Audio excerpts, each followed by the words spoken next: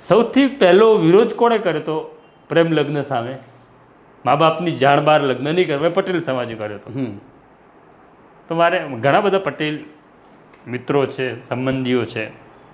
આ વિરોધ માત્ર મારી દીકરી, હું પટેલ છું, મારું નામ પ્રશાંત પટેલ છે, મારી દીકરી જો કોઈ બીજી જ્ઞાતિમાં લગ્ન કરે તો જ મારું અપમાન થયું હું માનું, પણ મારો દીકરો જો બીજી જ્ઞાતિની છોકરી લાવે તો મને કંઈ વાંધો નથી.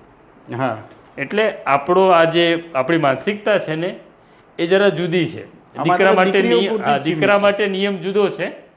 એટલે દીકરી બીજા સાથે જાય એટલે દીકરી માની લો કે સુથાર સાથે પરણી, ઠાકોર સાથે પરણી, દલિત સાથે પરણી તો મારી આબરૂ જતી રહી.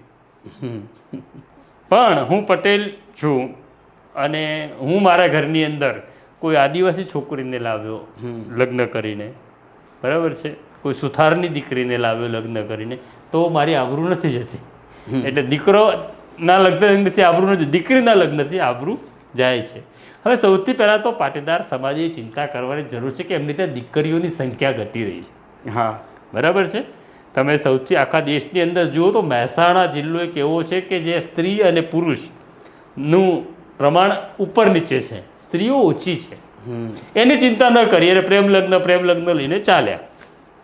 ઠીક છે, પટેલો ચાલ્યા એટલે બ્રાહ્મણો આવી ગયા, અને બ્રાહ્મણો ચાલ્યા એટલે ક્ષત્રિયો આવી ગયા.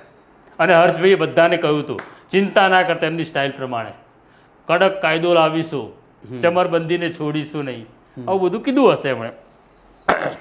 આવું કીધા પછી એમણે એવું કીધું અમે કાયદામાં સુધારો કરીશું. હવે ત્યારે પણ જ્યારે આવી વાત ચાલી ને 2-5-6 મહિના પહેલાં, ત્યારે આપણે નવજીવનમાં જ એક સ્ટોરી કરી હતી કે સરકાર જો આવી વાત કરતી હોય કે કાયદામાં સુધારો કરીશું તો સરકાર રજૂઆત કરવા આવનાર પાટીદાર, બ્રાહ્મણ અને ક્ષત્રિય સમાજને મૂર્ખ બનાવી રહી છે. કેમ?